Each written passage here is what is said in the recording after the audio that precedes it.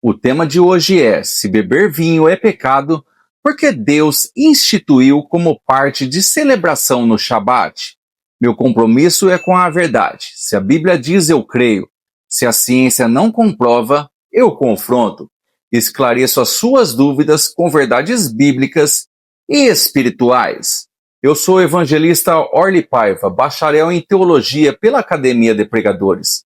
E hoje eu quero abrir os seus olhos para um dos maiores assuntos mais mal compreendidos dentro do meio cristão: o vinho. Afinal, se beber vinho é pecado, por que Deus ordenou o seu uso em celebrações como o Shabat, a Páscoa e até mesmo a Ceia do Senhor? E por que o primeiro milagre de Jesus foi justamente o transformar da água em vinho? Durante muito tempo eu ouvi líderes religiosos dizendo que o vinho bíblico era apenas suco de uva. Essa visão é muito comum, principalmente em tradições pentecostais, como as Assembleias de Deus. Mas quando eu fui ao texto original, ao grego do Novo Testamento, e também estudei o contexto histórico e judaico, descobri que a Bíblia não ensina isso. Para vinho, em passagens como João capítulo 2, é oinos. E essa palavra se refere claramente ao vinho fermentado, ou seja, o vinho alcoólico.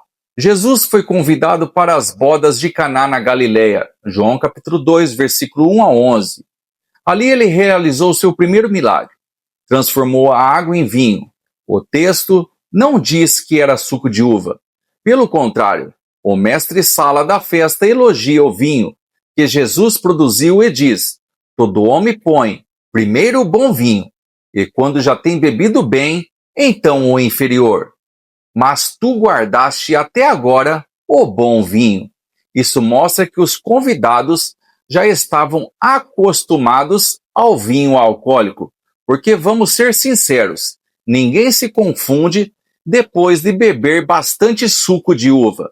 Só com vinho fermentado há essa diferença de percepção.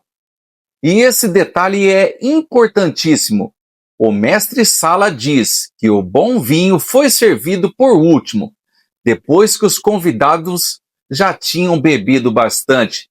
Isso mostra que não era suco. Se fosse apenas suco, qualquer um notaria a diferença, já que com vinho alcoólico, o paladar muda depois de algumas taças. E o termo oinos é o mesmo usado em 1 Coríntios 11, 21, quando Paulo repreende os irmãos que estavam se embriagando durante a ceia.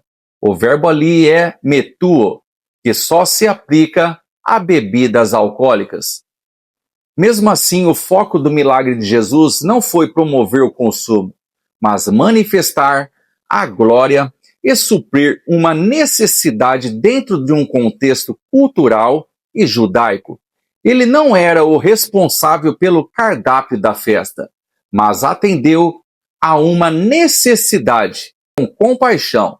O texto também não diz que Jesus ou os discípulos beberam, apenas que ele realizou o milagre em um ambiente onde o vinho já era uma prática comum.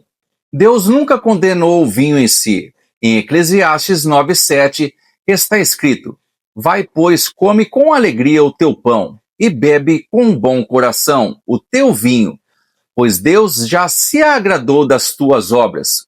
O problema não está no uso, mas sim na embriaguez, na falta de domínio próprio. Em Efésios capítulo 5, versículo 18 está escrito: e não vos embriagueis com vinho, em que há contenda, mas enchei-vos. Isso significa que o cristão deve ter equilíbrio. O erro é ser dominado por aquilo que deveria ser usado com moderação.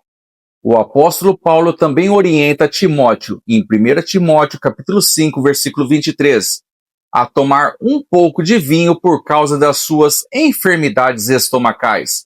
Isso mostra que o vinho também tinha um uso medicinal na época.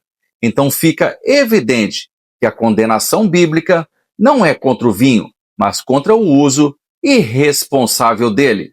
Hoje eu entendo que o cristão pode sim optar por se abster do vinho, especialmente se isso for motivo de escândalo para outros, mas também compreendo que não se pode declarar pecado aquilo que a Bíblia não declara como tal. Não podemos criar doutrinas baseadas em tradições humanas, ignorando o texto e o contexto original, e o propósito de Deus nas Escrituras. A maturidade espiritual está em saber usar a liberdade com responsabilidade. Eu não preciso beber vinho, mas também não posso condenar quem o faz com equilíbrio. Deus instituiu o vinho como parte de celebrações sagradas, como o Shabat, para simbolizar alegria, comunhão, aliança e gratidão. Não seria coerente dizer que o próprio Deus mandou usar algo pecaminoso para representar algo tão santo.